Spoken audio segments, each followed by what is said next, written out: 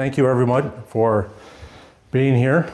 My name's Ryan Dacko, author of the Book of Quint, host of the Jaws Obsession. I don't know if you've heard the story here, but we're going to go through a comprehensive, I know it's a little warm, but if you can bear with me, this is going to be, first I want to thank the Carnegie Heritage Center for hosting us, for allowing us to set up here. This is actually quite amazing. I was just seeing it this morning. It came out, the Jaws Ferry right over there, and it's just like the Chappaquiddick Ferry. It's just like right in the heart of Edgartown here. So thank you very much. And Matthew, where's Matthew? He's probably over there. We want to thank him with Edgartown Books. Matthew right here. I was with the books. A rock. We have a legend here. I hope everyone knows that this guy, I've been watching him. I was here a year ago, and this man right here brings authors in almost weekly, daily sometimes, and he's just ushered in so many people to actually give him a chance at having a platform. So, Matthew, thank you very much for allowing us to be here. Amazing man right there. So thank him. And we're going to help him out here because the Book of Quint, this is going to be the first time the limited edition hardcovers are for sale, and it's only going to be through Edgartown Books. So we're actually going to show how Jaws and an expanded Jaws universe can actually help bookshops like Matthew's there. So that's what we're going to be doing here at the end of all of this. History of the moment. We all are celebrating the 50th anniversary of Jaws. Peter Benchley's novel was published in 1974, and Jaws premiered in June 20th, 1975. And we recently, this last weekend, we had the 50th anniversary of Jaws. You guys, a lot of you were here probably for the festivities. Also, this year will be the 80th anniversary of the sinking of the USS Indianapolis. And that's going to be on in July 29th. July 30th, actually, in Indianapolis. We're going to be there as well for that event. I wanted to start off with a story because last year we had an event where I was invited to go to the Indianapolis, to the monument there, to present the Book of Quint to families of the survivors, of the 316 survivors and those lost at sea. A gentleman came up to me and he said, I hope you know what you're doing because historical fiction is very important. And I was taken aback a little bit by that. And I asked him exactly if he could explain. And he said that historical fiction is probably some of the most important books that we have, in that it's important to usher it to the next generation. And if you get it wrong, if you get the details wrong, then that history therefore is thus changed going into generations into the future. So he kind of was feeling me out if I did my research and all that. And it wasn't an angle I've heard of before, that Jaws was not historical fiction to start. When Peter Benchley published the novel, it was just a fictional story with a shark that terrorized Amity, the town of Amity on Long Island. But then what happened is that we have to look at who actually was the person that created Jaws, made Jaws into historical fiction. And that would be this gentleman right here, Howard Sackler. Howard Sackler was a Pulitzer Prize winning playwright who did The Great White Hope back in 1969. It was made into a movie in 1970, I believe, with James Earl Jones. This man right here would be the one that when Peter Benchley did his first draft of the screenplay, he was then brought in by Richard Zanuck to clean up the screenplay, to actually do a rewrite. And what happened was him and Steven Spielberg were in a hotel room for 3 months in Beverly Hills Hotel, and they were going through this screenplay. And what he did was he said, he wanted to create some motivation for Quint, because Quint was just this guy that hunts sharks. And he said, can we do this for the USS Indianapolis? And he said, and Spielberg said, well, what's that all about? And he described that to Spielberg, and it caught Spielberg's attention. This is what started it out with this man right here. You have to realize when he added in the USS Indianapolis, it was only a 3-paragraph speech at the time. It wasn't what we actually see in the film, but it was the first instance of the USS Indianapolis being mentioned. But when he did that, Jaws thus became historical fiction. It starts a whole new realm, a whole new magnetic draw into the film. It's wonderful being the author of this novel. I'm in positions where I was recently contacted by Daniel Sackler, son of Howard Sackler. Peter Benchley, to his credit, always admitted that he never came up with that USS Indianapolis angle. And so Daniel reached out to me and he told me some facts about this man, that he was very enamored with the water. He was a fisherman and he liked to do diving. And what happened is that he was, just for his work on the Jaws screenplay, he didn't even want a salary. All he wanted was a new boat and some diving equipment. And Richard Zanuck and David Brown were like, sure, here you go. And that's what he got for that little rewrite that he did. So Spielberg seized upon that USS Indianapolis sequence and then fed it over to John Milius. John Milius added it in, and then with the rest is history. It went through Carl Gottlieb, but then of course ultimately with Robert Shaw, who used his writing abilities to bring it down to what we see in the movie. But this man had a magnetic draw to the ocean.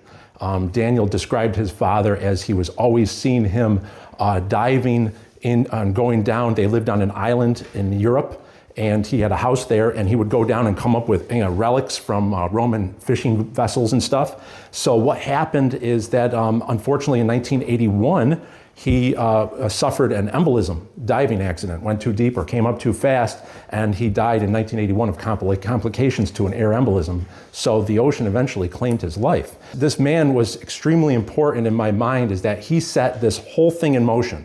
His son sent me 2 photos. I didn't know which photo, I liked them both, so I brought them both out here. So this is Howard Sackler. Presenting this book to the island, the Book of Quint, it wouldn't be complete without mentioning this man. And we need to just remember him a little bit more. Historical fiction. It's our responsibility to usher the history to the next generation. It's already happening with the way the Book of Quint has been selling. I've had emails from parents and proud parents and grandparents all around the world, just excited to see their kids reading something that's not Minecraft and stuff. So they're very excited about, and there's a historical aspect to that. There's some responsibilities that we have when we're bringing in a prequel to Jaws. So there's 2 driving purposes behind the Book of Quint. The first is to complete the story of the Indianapolis within Jaws that was started by Howard Sackler. Now remember, in 1976, a lot of people don't know this, after Jaws was made, he was the one that said, why don't we do a prequel as a sequel to Jaws following Quint and the Indianapolis? He actually had a treatment on it. And I'm waiting for his son to confirm this, but I do believe that had Spielberg's interest. And that was at a time we're dealing with that The Godfather 2 had prequel elements, that it had a young De Niro playing Marlon Brando's character of The Godfather. So I believe that Spielberg saw the success of Godfather 2, that cinematic juxtaposition of young versus old, and he wanted to do that. So the Universal reacquired the ORCA. And that was, there's little things that were happening around this time.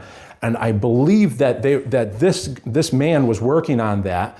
We know he was working on a treatment for it, but then Richard Zanuck and David Brown wanted to go monster shark. They said, we got a moneymaker here, we got a good concept, let's keep with the monster shark eating people. So they scrapped that, and he actually ended up working on what would become the Jaws 2 screenplay that got turned into the Jaws 2 novel. And then Carl Gottlieb did a rewrite on his screenplay, and that's what we see. But he ended up doing Jaws 2 with Monster Shark after his Indianapolis treatment was scrapped. So we're really kind of here right now with Howard Sackler continuing this tradition that was happening 50 years ago, that I think he was onto something. It's just that they didn't have enough weight to grab onto there.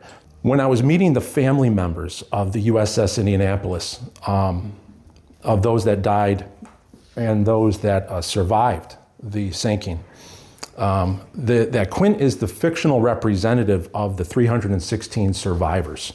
If it wasn't for Jaws, a lot of these, it changed the way that these men were seen. They actually became rock stars. That when Quint did his speech about the USS Indianapolis, all of a sudden these men, their family members started, hey, weren't you on that ship as well? And one of the people that I met was Jim Belcher. His dad was a survivor. And he said to me that he was in the theater 50 years ago and he saw Jaws with his friends. And when he heard the name Indianapolis, he was shocked because he knew his father was on that, but his father never talked about the war. So then he went back to home after he said bye to his friends. He went back and he had a discussion with his dad. And for the first time, he said his dad opened up to him. And it was a thing where it brought people together. And through this tragedy that his dad never talked about, but now, so his dad and him were close for the rest of their lives. He actually would take his dad around to all the different Indianapolis events after that. And so that's how it started with Jaws. So it shows you the power that historical fiction in a cinematic form has, and what this did. One of the people that I met, we're gonna set this right here. We're gonna set Howard over here. So one of the people that I met was Earl Henry. And Earl Henry, when I walked in to meet with these family members of the survivors, you have to realize that I was very nervous. Where it was last year, and I think the book was already published. So what was happening was, I didn't want them to think I was a profiteer. I wanted them to see because every time you come here, even before you want people to know your heart, that you're not here because of just to make a dollar. Is this guy one of those guys that did the Nicolas Cage movie? Because they all hated the Nicolas Cage Indianapolis movie because of its inaccuracies and its embellishment and sensationalism. And none of these families want the Indianapolis story to be told, but they don't want it to be sensationalized. They wanted to see a realistic portrayal. Well, I had a dinner with them the night before the celebration. So this would have been July 29th. So this would have been 79 years from the actual sinking. I sat next to Earl Henry Jr., 79-year-old Earl Henry Jr. And him and I got very close, where he was talking about his dad, Earl Henry Sr., who was the dentist on the USS Indianapolis. This man's known as the Birdman of the Indianapolis, and he was an officer, the dentist, and he would do these amazing bird paintings. And Earl would send me a few prints. His mom was pregnant with him when she got the letter that the ship went down. So he never knew his father. All he knows his father is from these paintings. And he had tears in his eyes. It's like a 79-year-old man. That kind of took me aback a little bit to see him with tears, like a passion what it taught me was that PTSD, post-traumatic, it spans generations.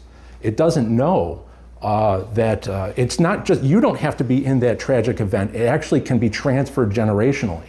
And what we have as a responsibility using the USS Indianapolis is like Earl Henry and the memory of his father, which was amazing. I got to go to the museum. If anyone is ever in Indianapolis, go to the museum over there. And I got to see his father's uniform, and he told me all about it. But one of the things that he sent me was this one right here. This is dated March 1945. Kentucky Cardinal was painted by Earl Henry in March 1945 on board the USS Indianapolis, in between the invasions of Iwo Jima and Okinawa. It was a birthday present to Jane, his wife, who was residing with her parents in Mayfield, Kentucky, in a home represented by the white windows and red brick in the painting. For this reason, the print is entitled Kentucky Cardinal. This was Lieutenant Commander Henry's last painting. The artist perished in the sinking of the USS Indianapolis, July 30th, 1945. So this was his last painting, and it was a gift to his wife, who would have been pregnant with Earl. And these situations, they're filled with a lot of emotion. And it struck me that what we're doing here is we're not just writing a prequel to a monster shark movie. We're actually extending history, and we're extending it out to future generations in order to make sure that these men are not forgotten and their stories are not forgotten. Is it possible to learn and pass on details that might be lost in time via Quint and historical fiction? I think it is. I think it is, because is that the Jaws was started, but you only got a piece of the history. If you watch the Indianapolis sequence, the speech, Robert Shaw did a great job at bringing it down to something that's portrayed, but it is very tame to what these men went through. They were in the water for 5 days, and a lot of the horrific events and tragedies are not really told. The number one of the reasons why the Book of Quint, why a prequel to Jaws, is because it's historical fiction. It's our responsibility to usher that forward.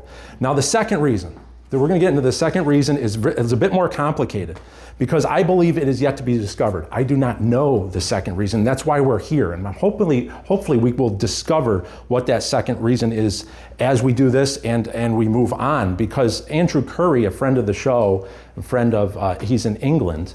he was on a phone call with me recently, and he said, Ryan, why are you doing this? Why are you killing yourself? Why are you going on? Because with the podcast and all that, and you know, this is 5 years and going on, and missing time with the family, missing time with the kids. Like even when I come to vacation, I'm still sweating because I'm working, right? So he said, why are you doing this? And I actually said, Andy, I don't know. I just know I have to do it. I don't know why. And he said, fair enough. And that's one of the reasons why we do things like this, is because we're trying to find some of that. So if you bear with me, I'm gonna bring you back. We're gonna go back 50 years. And one of the main reasons why we are here is this jar of sharks. We have 2 spiny dogfish in a jar, Hellman's mayonnaise jar. This was done back in 1975. And this is, I believe that we are all in this room because of these 2 sharks. And if you can bear with me here, but these 2 sharks during the Jaws craze, 1975, my aunt Therese, my mom's sister, she was in university. And because everybody was so enamored with this shark movie, sharks became fascinating. Sharks became tragic in a way. People were scared of them, but also fascinated at the same time. So in her university days, it was really kind of cool to, hey, I got 2 sharks. So she was doing her marine biology or whatever it was, and she was able to get 2. She threw them in a jar, and she had 2 sharks in a jar. So it was kind of hip, it was kind of cool thing to have. So 1978, 3 years goes by. I'm born 1978. I'm 47 years old, and I was born in landlocked Syracuse, New York. We have lakes up there, but no ocean. So a trip a year to Cape Cod was all that we were given. My father was a working lineman, worked on high voltage power lines. And every year, 1 week a year, we'd go to Cape Cod. And it was fascinating because I really loved sharks. I don't know where it came from, but I've always wanted to be close to them. And maybe it came from Jaws 2. When I saw Jaws 2 as a very young child, I saw Jaws 2 first. And what happened was I was fascinated with it so much that I begged my father, we just got a VCR. This has to be early 80s, probably 82. And I said, can you go rent Jaws? I want to know what that boat underwater is. I want to know why that sheriff is freaking out, saying that's not going to happen to me again. And so he went out and he brought me over there. And I remember seeing the Jaws, the classic Jaws case, and we all know it. And I was like, oh wow, this is a big monumental thing. So what I was doing was I was watching Jaws in reverse. So I saw Jaws as a prequel to Jaws 2. And that's kind of my mindset. I was going backwards with this whole thing. So when I saw Quint, I said, oh my goodness, this is where it all is. Wow, so I saw the origins of Jaws 2, and that fascinated me to where I always was, I always wanted to just see a shark. I never really had a chance to even, I would go to Cape Cod, and at the time, back in the early 80s, Jaws was really effective. I don't have experience from Martha's Vineyard at the time, but man, there were Jaws t-shirts everywhere over in Cape Cod. So it was very fascinating. 1 week a year I could go there and be a Jaws nut. I would record Jaws on my little tape player, and I would listen on a Walkman on the trips from Syracuse. So I'd listen to Jaws and replay it in my mind over and over again. So when my mom said, hey, we're gonna go visit your Aunt Therese, your godmother, I was like, yes, I get to go see 2 sharks. I get to actually hold sharks, because these 2 sharks made everything real. These 2 sharks made everything was, before it was Jaws was on a screen or you saw pictures in shark books. But right here, it brought me into reality. I could actually see them. You could actually see the skin and the eyes and all that. And it was just fascinating to me. So I remember at 10 years old, 1988, we're visiting my Aunt Therese in downstate New York. And I go in as always, and she had the jar up on her refrigerator. And I said, hey, can I see the sharks? And she's like, yeah, sure. She hands them to me. She goes, you know what? She goes, you really love these things. You better take these. And I was like, no way, really? And she said, yes. So I actually she gave me these.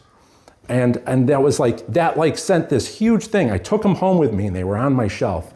And from there, it opened up a whole new window. It made things real. It's like, okay, now I'm that close. Now I have to get underwater. I really want to do things like that. So what happened was this was my first Jaws connection. These sharks would not have been in this jar if it wasn't for Jaws and how masterful and big this movie was. So that was my first connection. And this started a chain of events of Jaws connections in my life that I'm going to describe right now. These sharks have been with me for the last 37 years of my life. So at 15 years old, I want to get scuba certified, open water scuba certified. So there was one place, a National Aquatic Service in Syracuse, New York, and that was run by this man right here, Dr. Jerry Hallenbeck. Okay, this is a very hard guy to get history of because a lot of it has been lost. So I went to National Aquatic Service and I was able to get them to open up their archives, and I got a photo of him. But this is the man that taught me how to scuba dive. Why do I remember his name so vividly? Why is he such a powerful figure? Is because he was the dive master and dive instructor in 1977 on the set of The Deep. If you ever remember the set of The Deep, he taught Nick Nolte, Jacqueline Bisset, and Robert Shaw how to scuba dive. So I was so fascinated that I was being taught how to scuba dive by the man that taught Robert Shaw. And I had all these questions about Robert Shaw. The older guys in the class, they wanted to know about Jacqueline Bisset. All right, but me, I wanted to know about Robert Shaw, okay? And he would tell me all the great stories about being underwater, or telling Robert Shaw that he couldn't go diving that day because he had a few too many to drink.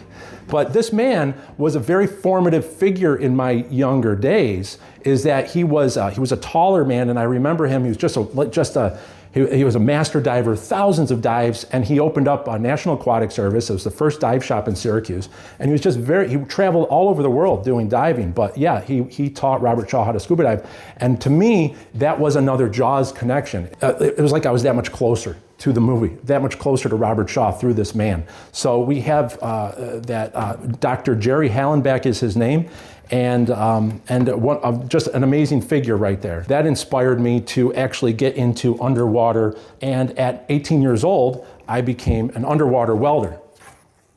So commercial deep sea diver, this was me coming up out of the water, or maybe I was going down, my welding license. So you have to do a series of tests underwater. But this man inspired me to start doing this. A lot of people think like diving is, with the nice buoyancy compensator and clear water. My history, rarely have I ever done a dive where I could see my hand about this far. It's usually been pitch black water, and it's all this kind of stuff and debris.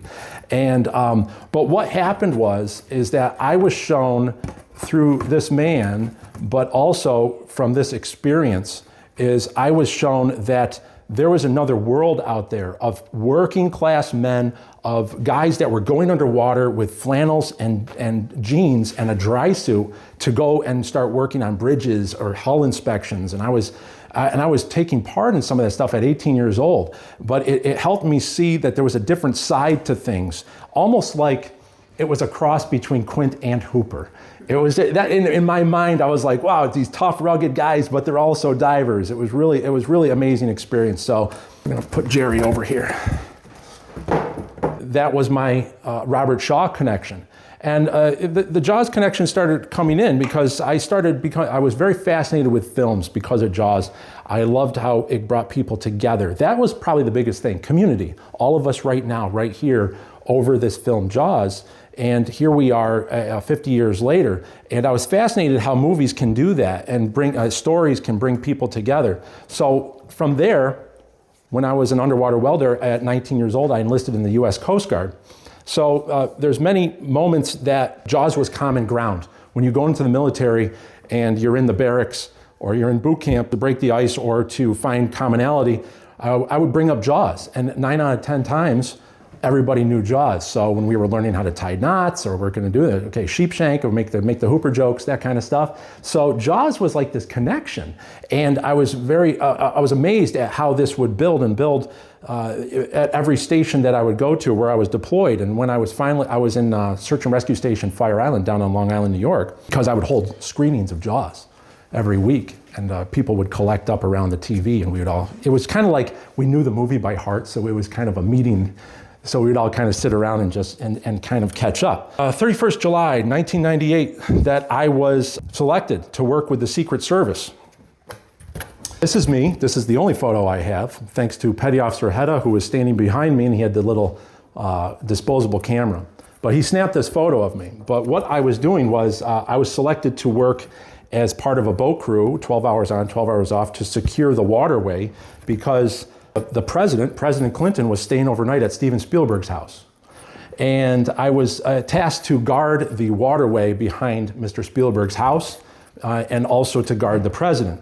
It was a great honor to work with the Secret Service and to guard the President of the United States, but for me, it was a great honor to guard Steven Spielberg's house, the director of Jaws. So, and at that point, I remember there was a dawn, and he snapped this photo, and he goes, "Oh wait," he goes, "Hold still. There's fog there. There's a waterway here," and we were made sure that no one could go in and out. So it was a zone of defense that we had. We had some 110s offshore, but this was in the Hamptons. At that time, I got the Commandant of the Coast Guard presented me with a Coast Guard Meritorious Team Award ribbon. So on my uniform, I was able to wear a ribbon. And he says for security team for the President of the United States in East Hampton, New York during the period 31st July 1998 to 2nd August 1998, guarding the President of the United States when he visited the town of East Hampton and Steven Spielberg's house, although it doesn't mention Spielberg in the citation, but for me, I always put that in. Now, that to me was a very defining point. What are the odds? What are the odds that I make all these decisions and I'm there at that time, and then my CO, my commanding officer says, "Ryan, you're gonna go over here and you're gonna go guard Steven Spielberg's house." I took that as another Jaws sign. I said, okay, there's something else going on here. So what I was inspired by this was that I was close, that it was attainable, that yeah, sure, why don't you could tell stories as well, because these are real people. These are real people in history, and it's not something on a screen, that it's actually attainable. I left Fire Island and I went to electronics technician school. I was stationed on Coast Guard cutter Polar Star. And I spent a lot of time in Antarctica, North Pole. I've sailed the Bering Sea 4 times.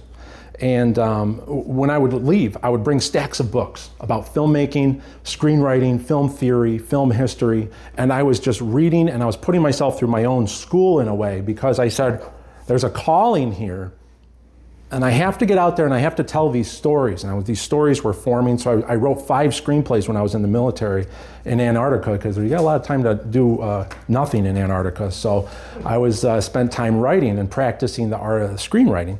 So when I got out of the military, I had a production partner, and we started a film company out of Rochester, New York. And for 2 years, I lived out of my production office, because that's what you do when you're operating on a shoestring budget and you got to save money. So to make this our first feature film, I wanted to make it on film at the time, because this was early 2000s. So our Rebel Without a Crew was a big book, Robert Rodriguez. Very possible to make a movie for less than $30,000 and shoot it on film and make it look like it was film. So what happened was, I had this film camera, and I had everything set. We had the whole thing. We had extras showing up, and we had a school scouted out. It was like a high school muscle car movie. We had all this stuff, all this money invested, and I had only in theory, how does a film camera work? I didn't really know. So I was like, all right, I need to hear from someone if I actually know if this is actually going to work, because there's a lot of money when you're burning film and stuff. So we had the film cancer. So I wanted to talk to someone that had experience. So I had in my office, I don't have a picture of it, but I had the Jaws poster. So I looked up and I was like, okay, this was the day before filming. So I looked up in this directory. It's a directory for people in the crew. And I found one guy that said, uncredited camera operator on Jaws, Ron Vidor. So Ron Vidor, I picked up the phone and I called Ron. And he picks up the phone, hello? And I said, hey, how you doing? Ryan Dacko here. I'm about to start shooting on film tomorrow, and I have a film camera here, and I've never used it. He said, are you crazy? And I said, yeah, I know, but I was hoping that you could help me out. Ron is one of the first, not inventor, but he was one of the first experts on Steadicam. And I believe he was on the California side of Jaws after they wrapped in Martha's Vineyard. So he did camera operating over there for that part. But Ron stayed on the phone with an unknown guy who was living out of his office. He stayed on the phone with me for 2 hours. And I had all my legal pad filled out with questions. And he answered every one of my questions.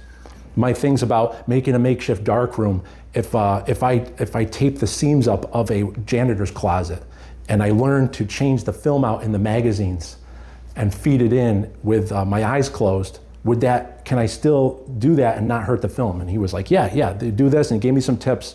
So we were able to shoot this first feature film, and every shot came out. And I owe that to the generosity of this man. And not only did I do my prep, because I didn't want to waste his time, but he gave me the confidence, Ron Vidor.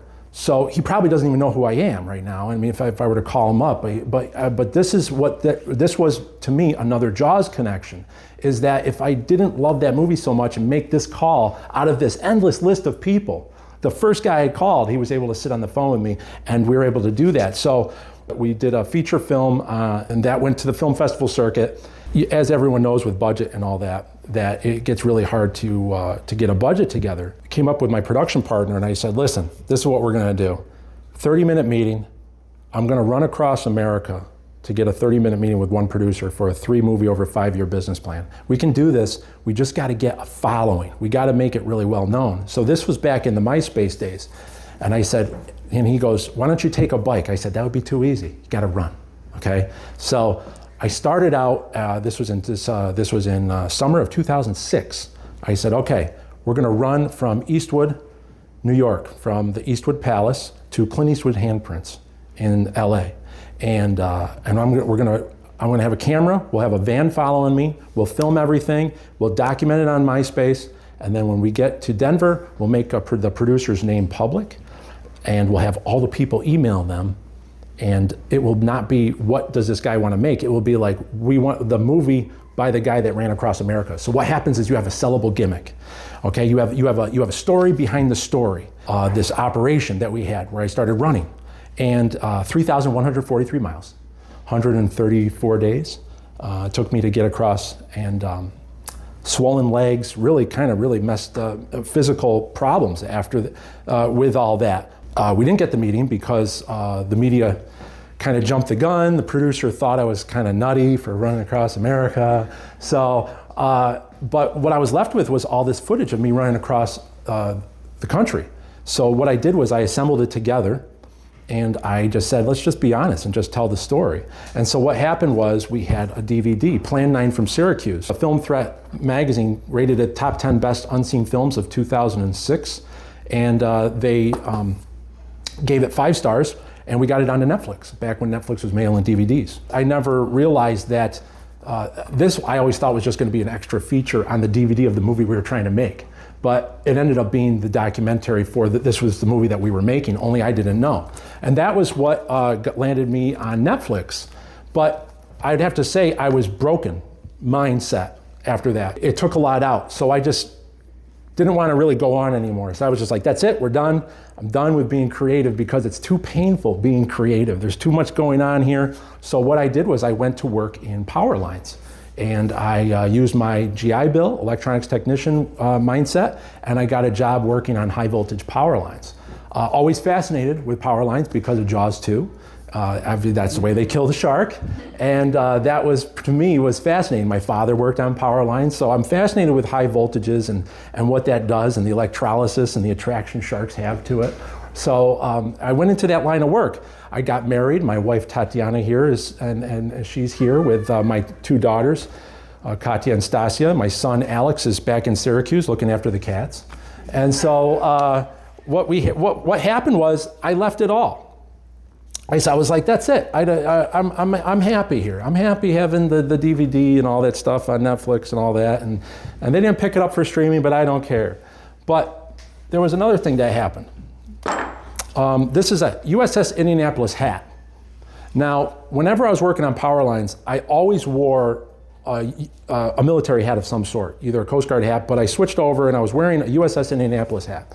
This is the hat that you'll see in my author photo of that I was wearing when I made my first trip to Martha's Vineyard. But with this hat, I love this hat because when I would walk around, all these veterans would all these older guys would go, hey, you're way too young to be on that ship. What's that all about? And then we would talk and we'd learn about USS Indianapolis, we'd talk. So it was a great icebreaker, it was a great conversational piece. So when I was wearing this at a gas station, I just got done working and I think I was in there trying to find some coffee. And the guy came up and said, oh, you like the Indianapolis? He goes, it's too bad what happened to that captain. And I was like, wait, well, yeah, I mean, but he survived. He goes, oh no. He goes, don't you know what happened afterwards? And he told me this tragedy about Captain McVeigh. What Captain McVeigh went through. After he survived the sinking of the USS Indianapolis, he was put on court-martial, and they tried to say that it was his fault that the Indianapolis was sunk. And this is a picture of him at the court-martial. That he was almost like a scapegoat that the Navy tried, that they really did put him through. I'm not going to get into too much of that right now, but what happened is that I considered myself very knowledgeable about water and about Jaws, and I was, I'm the Jaws guy.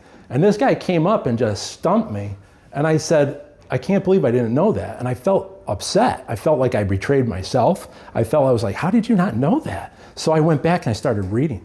And I started reading about Captain McVeigh and how tragic his life was after the sinking. And I said, that's interesting because that's never talked about in Jaws, but if Quint is a real person, it was definitely in his mind about what happened to Captain McVeigh, because all of the 316 survivors, they all supported this man. Every single one of them. Every single one of them, they wrote letters to try to exonerate his name. Unfortunately, he, with his tragic ending when he commits suicide on November 6, 1968. That was in my mind because of this hat.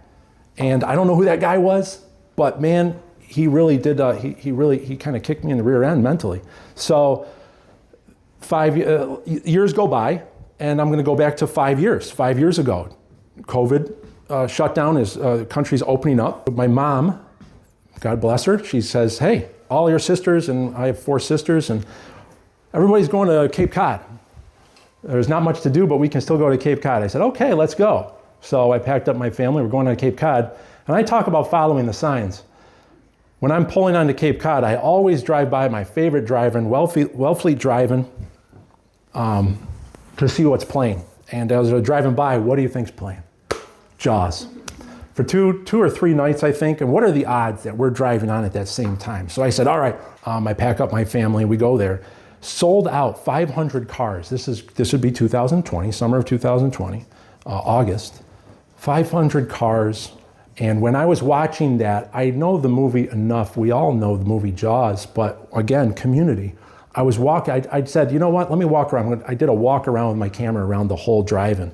And there was families out there having fun, they're talking, and people were just, they weren't watching the movie, but they were watching the movie. And that's what Jaws is. It kind of brings us all together. And I was fascinated, and I said, what is it about this movie that brings us all together? What is it that keeps us coming back and watching it hundreds and hundreds of times? You all saw what happened on the island just even last weekend. What is it? What is it that's going on? So I turned to my wife Tatiana. I said, "Let's go to Martha's Vineyard. I've never been there. I want to go see where Jaws was made." There was this weird thing going on. So I just said, "All right, let's go there and let's see what." And let's. So we went over to Martha's Vineyard. I did a quick research and I said, all right, let me see some locations, and we rented a car and we drove around, but it was chaos. August, you know how it is here, traffic. And it was absolute chaos. So what was happening was, saw enough of the locations and took the ferry back. We were only here for a day. And then I went back to Syracuse. And that's when I would say this was the Close Encounters, Richard Dreyfuss mashed potato moments of the Jaws obsession of the Book of Quint, where I was fascinated so much, I could not stop thinking about Robert Shaw. And I was like thinking, what is going on? I was watching Robert Shaw movies. I was buying his books. I was going through things where I was getting his autograph, and I was making things like this. Okay. I was making things like this, where I was hanging them on my wall. This is an actual autograph by Robert Shaw. that I got on an online auction. But I was doing things like this, and I don't know, I was like, why are you doing this? What is going on here? You got a Robert Shaw wall? What's going on? What was fascinating about was seeing a young Robert Shaw. And I didn't understand why I was doing this. I just know that something was happening here. There was sort of a magnetic draw that was happening. So I turned to Tatiana, and this was September of 2020. I said, we got to go back to the island. Don't kill me. I know it's just Jaws stuff, but I go, we got to go back. She's like, all right, let's go back. But this time, on the second trip back, Mike Currid of Edgartown Tour Company. He's here today, folks, in the blue shirt in the back. Yes, I contacted Mike Currid, and I said, could you take me on one of your 3-hour tours, your Jaws tours? And he said, yes. He picked us up. We were staying at the Kelly House. Now, I'm going to tell you in all sense of the terms, if you haven't been to Martha's Vineyard, but if you live on Martha's Vineyard, you might get used to the energy that's on this island. But when you visit here for the first time, you feel it. There's something different. You come here and you feel that great things have happened here with Herman Melville's experience in Edgartown. And then Jaws was made here, and all these things, this energy, there's this energy field. And that when you come here, there's this draw. And Mike took Tatiana and I around. And I would ask everybody, if you've been in summertime, come here in October when you're all by yourself. The energy is almost ramped up, because there's this draw that happens and you're here by yourself. And we were here, we were going to all these Jaws locations, but what was happening was, it was Columbus Day weekend, 2020, and we were staying in the same house that the crew was staying in, the Kelly House. The hotel there, and that's where they even did a lot of the auditions for Jaws. So I knew all my history really well, but now I had Mike to actually take me around, and we just start talking about all sorts of things, Jaws trivia and all that. It was at that point that there was this, when I talk about the energy, there's a residual energy that happens. I have a still here of the things that I was doing. I was going over the locations, and if you've been to Menemsha, where they built Quint's shack, I was actually seeing that, wow, Robert Shaw would have stood here. The ORCA was here. There's this serenity. There's this magical quality out of this. Historically, that people have worked there and they've put their energies into this area, that it's still there, that these energies actually linger. And what I was realizing was that there was a story building. And Mike Currid was talking about the whaling history of Martha's Vineyard. And as I'm in his van, I'm going, okay, I remember Stephen King saying, the magic, the spark is when you have two dissimilar ideas and they meet. That's usually when a spark happens. And what happened was, he was telling me about the whaling history and that you could smell the dead whales on the island because of all of what was happening at the time. And I said, And at the time, I want to say it was the Shark Week before, they filmed the largest great white ever filmed was filmed feeding on a dead humpback whale. So in my mind, I'm thinking, well, then that would be a reason why the largest great white shark would come around an island if there was still a whaling history around that island. So there was the spark. And I said, there's something there. Okay, that's a little bit of something. And then Mike dropped us off. When we were talking, Tatiana turned to us and she said, you guys should have a Jaws talk show, because there's a lot, you guys keep talking about Jaws. And I was like, yeah. I go, why hasn't someone done that yet? You know, and Mike and I kind of laughed about that. So we went back, he dropped us off at the hotel, and there was a windstorm, so they canceled our ferry, so we couldn't leave. So we were on an extra night at the island. When I went to sleep that night, I had this dream. I had this dream of young Robert Shaw pulling his face out of a black water.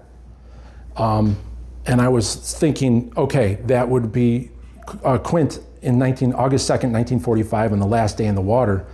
That's him waking up because he fell asleep and his face was in the water. And I just woke up. And at that point, I started getting visions. And these visions started coming to me about this story that's just forming. At the time, has anyone ever seen Field of Dreams? It's not, everyone's focused on Field of Dreams at the end when you have the line of headlights. But no one remembers that at the beginning, what was Kevin Costner's reaction when he gets the, if you build her, they will come, or ease his pain? He's frustrated, he's angry. He's going, what are you talking about? well, I did everything you said, right? And he's there. So there's this initial resistance that you have when you have a calling of some sort, and it's upsetting. But if you can push through that, starting a business or anything, writing a book or anything that you feel that there's a calling that you have to do, you're going to be upset. But if you can push through that, that's when the magic happens. So I knew from all of my life, from all of the Jaws connections, guarding Spielberg's house, I said, there's more going on here. You have to do this, because if you do not, 30 years from now, you're going to be wishing you had. So I said, all right. I turned to Tatiana on the drive. I said, I think I got to write a book.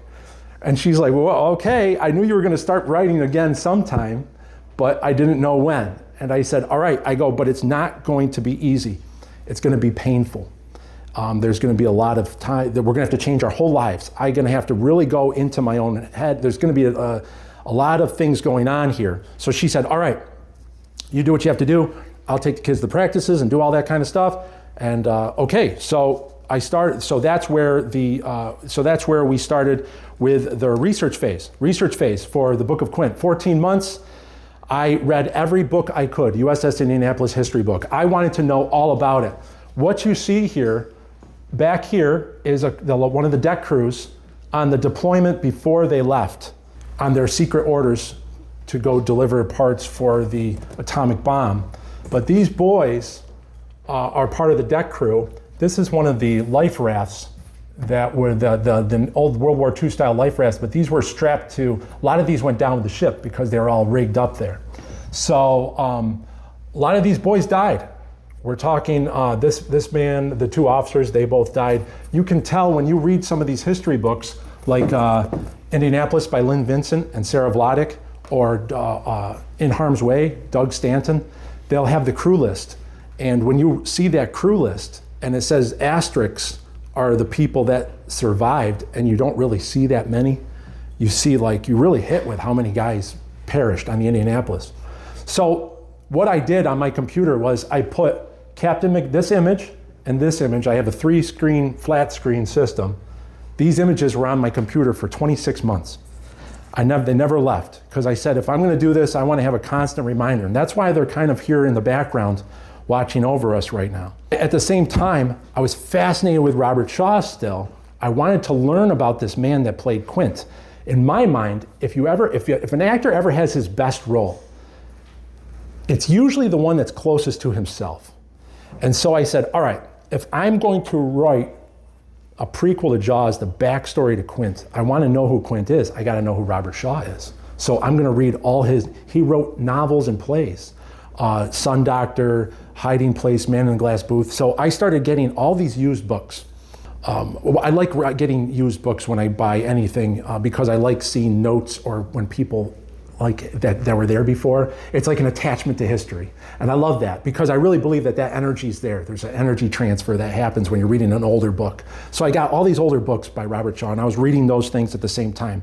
But I did not let myself start writing until that 14 months of research were done, and that I was able to know, I have a good grasp of what these guys actually went through. I read many books on the Indianapolis, everything, Hemingway books. I wanted to know about just what is it about the water and about these seafaring novels that pulls us in? And when I said, if I'm going to write something, I'm going to aim at the top, like shoot for the moon. And if you don't reach it, at least you got to the stars, right? So I wanted to get like up there. I didn't want to just write a book. I wanted to write the book, the prequel to Jaws. And I knew what was happening, that there was going to be, it wasn't just going to be any other book. So in October of 2021, in 2021, I started writing. One of the things that I started, that I was fascinated with, that the history of Martha's Vineyard, that if I focused on Martha's Vineyard, there's clues that would lead me to a more in-depth story.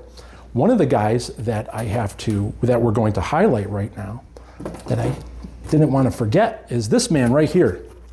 This man is Herschel West.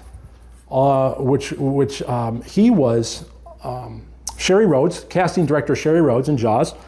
She was tasked by Steven Spielberg to go and find people of local color and she really liked this little guy that she saw over in Menemsha.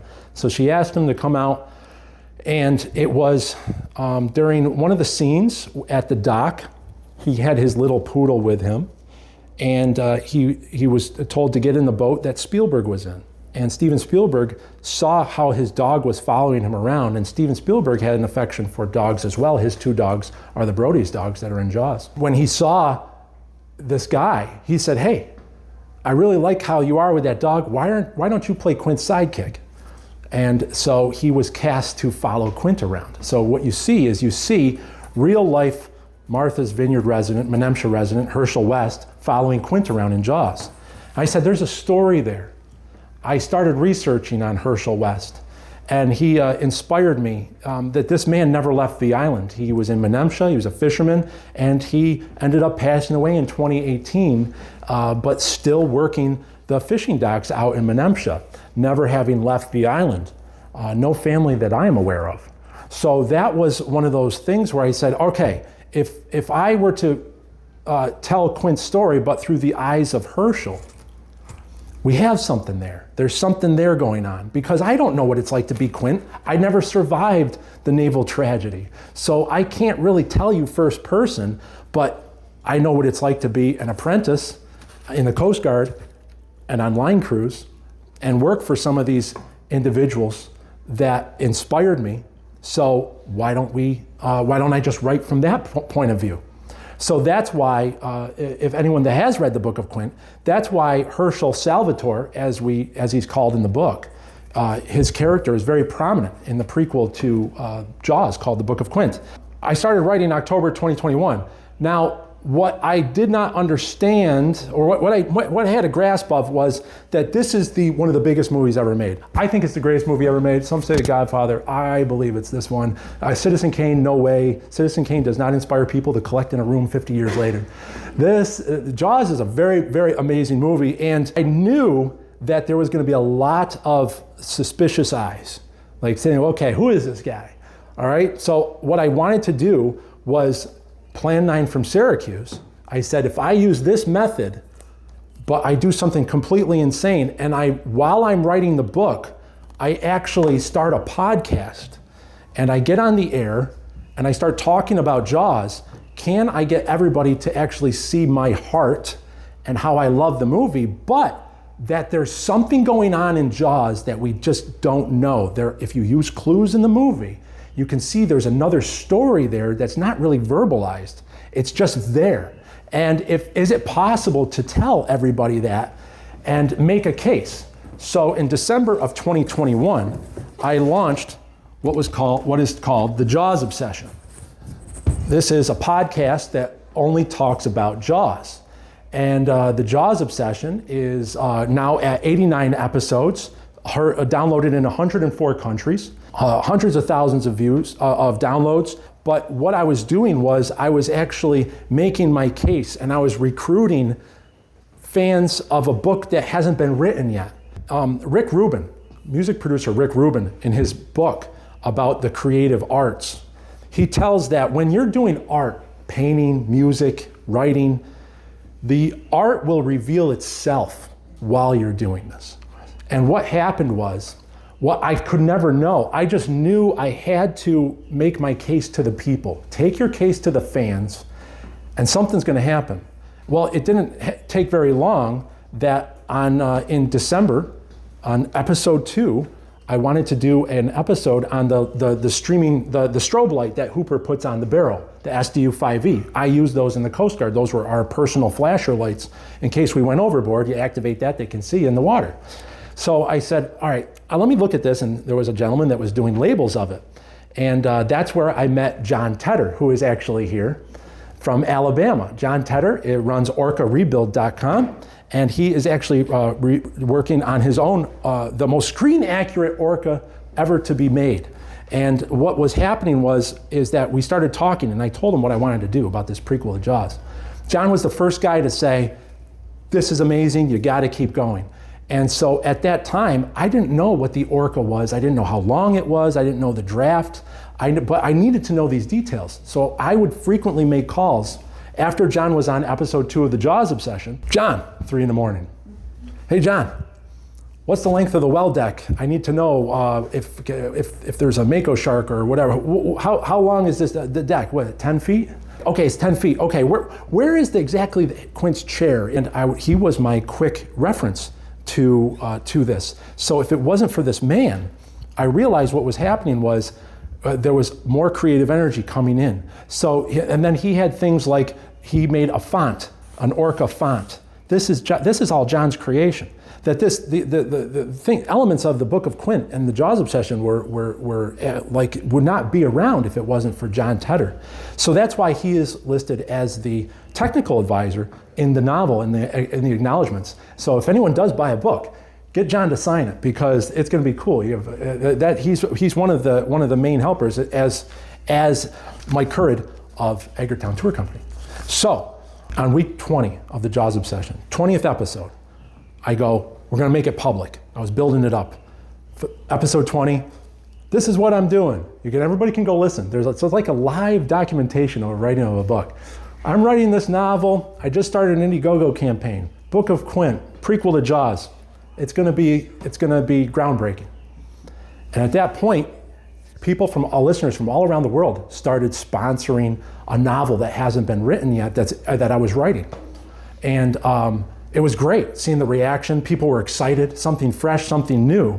But that's when, in May of 2022, the lawyers for the Benchley family, Benchley IPLLC, contacted me. And they were aware that I put the first chapter out on the internet, and I said, with characters created by Peter Benchley. So they wanted me to know that there was been many prequel, sequel, series, spin-offs that have been pitched to them over the years, and they've denied almost every one. And I said, yes, but you haven't heard this one yet. And I said, just give me a chance. So they said, well, send us the manuscript. I said, well, I have 195 pages. I'm still writing, but I'll be done in October. But can I send you the 195 pages? They said, sure. So I sent them the 195 pages. So for the next 5 months, silence. Now, what's that mean? No news is good news? Or does that mean like, oh my God, this is my first novel. I've written screenplays before. I've never written a novel before. So I said, okay, either this is the biggest train wreck or they like it. I don't know. So, but what I did was I kept writing. This led to a source of anxiety, and you can hear it in those episodes for the Jaws obsession that follow over the next 5 months, that I'm nervous, but I use that nervousness and that anxiety to fuel the writing. And that's felt in the book as the tension is increased in the book. In my real life, tension was increasing. Am I gonna be able to publish this? Or am I just writing this and it's gonna be given to my friends and family? Well, September 2022, I finished the manuscript. Well, I know Wendy Benchley is gonna be reading this, and I'm nervous. So I said, listen, don't make a fool out of yourself. Make it look good. Make sure that's at least right. So I finished the novel, and I finish it in 3 different forms. This right here. This is the Book of Quint in 3 different forms. And everybody's going to be able to come up and see this afterwards. But what happened was I was going through this thing, and I'd print it out, and then I would go through it. 1,776 mistakes that I found in the first one. Okay? So I got to correct that. Make those changes. Now, print it out again.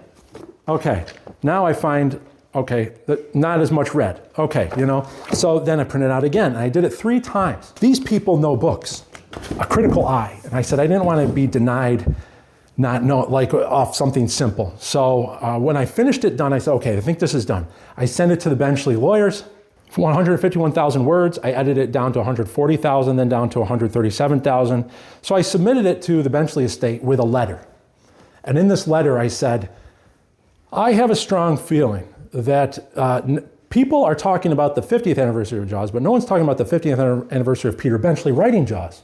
If you were to publish this, then we would actually bring light that it would be the 50th anniversary in 2024 of Peter Benchley writing Jaws. But also that I think that Jaws is a human movie that is not a monster shark movie. It's a human movie that has a monster shark in it. And that was, I think, the linchpin. I said, if we can highlight the humanity and the historical fiction aspect around Jaws using Quint, that maybe we can actually send Jaws into a reformation. And it wasn't just a movie about sharks that inspired people to kill sharks, it's actually something more, that it actually evolved into something more. And that in the Book of Quint, we're actually establishing a scientific a reasoning why there would be a large shark off of Amity Island. So I made that case to them. And in September 27th, 2022, that's my daughter's birthday, email comes in. And it's the lawyers. And they said that Wendy's agreed to allow you to publish the novel, that if you give 10% of profits to Shark Research Conservation. So I said, all right, let's do that. And that's when we, Indiegogo campaign, we were able to produce the hardcover. This is one of 300 books that were made. This was the early version of the Book of Quint that went out to all the supporters. And then from there, I was able to get an agent, Agent Bill Pettit in Atlanta, Georgia, the William Pettit Agency. And I was able to go to England when I was invited out there for a Robert Shaw Festival. And I was signed with a publisher out of England. The paperback was made. Paperback went to 3 printings, sold out. And what was happening last year, we were running out of books. So we were running into some troubles. I was feeling that what did I do? I brought this story out, people want to see it, but I'm not doing my job at actually getting it out to people. There was troubles with the audiobook. I ran into a low point where I said, all right, I'm going to need another sign here. I'm going to need another sign. I don't even know, am I on the right trajectory? Am I in the right direction? And it was at this time in 2024 that I noticed there was a box over by my desk when I was reorganizing, and there was an old book in there. And in this book it's an original hardcover of Robert Shaw's The Hiding Place. And I totally forgot about it. I was like, oh yeah, I ordered a first printing of it. Well, I open it up and there's an inscription inside. To Cy, with love and thanks, Bob. I was like, well, that's interesting. Who's Bob? Who's Cy? So I actually went and then I flipped through the end of the book, and inside, next to Robert Shaw's photo, is a picture of Ian Shaw, young Ian Shaw. And I was like, well, that's interesting. Who would have put that in there? So I went through the experts back in England with people that I know. And there's the young Ian Shaw photo. And what they did was they cross-referenced it with other things. These are known Robert Shaw handwriting. And you can see the way he says my and Cy, my, and his with. So it was verified that that's Robert Shaw's autograph. Now, why would I order a used book from a bookstore in Long Island and then forget about it? And then why would I open that up at that time only to find that that's a Robert Shaw autograph, but it says to Cy? I wanted to look who Cy Enfield was. American film director of The Sea Fury, 1958, starring Robert Shaw, and he was a good friend of Robert Shaw. He died in 1995. This signature was verified by Adrian McKenna and Hayden Wheeler out of England. And it's verified that was the final sign that I needed to know that we were coming down on something, that this was truly a project that was meant to be. That was one of the things that this autograph spurred me to keep pushing.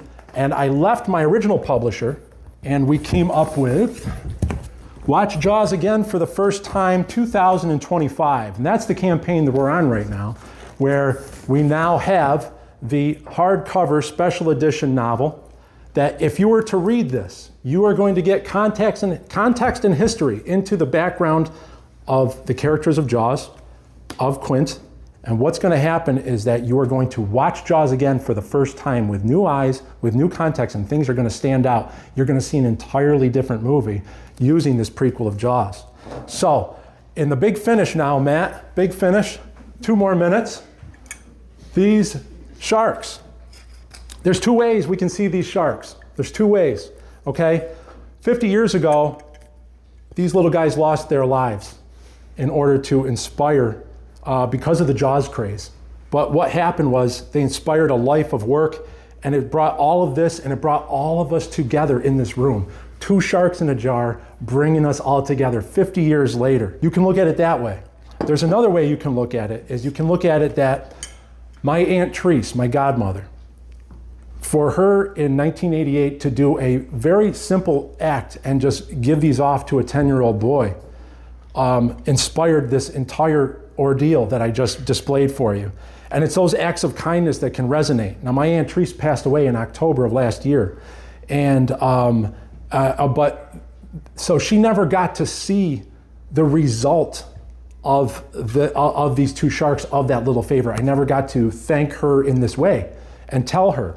So that's why when we were talking about the two reasons, the second reason, why did I do all this? I don't know, because I might never find out. I might be long gone. We might not be around when some youngster picks up the Book of Quint and he or she is inspired to write their own novel. Just like Herman Melville was not alive when he wasn't able to see the greatness that would become Moby Dick. So that these acts of kindness that we can all do in our life, that they resonate for generations.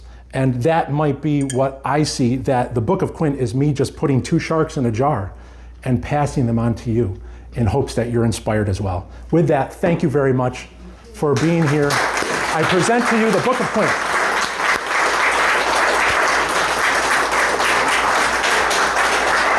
Thank you, Matthew. Matthew's here.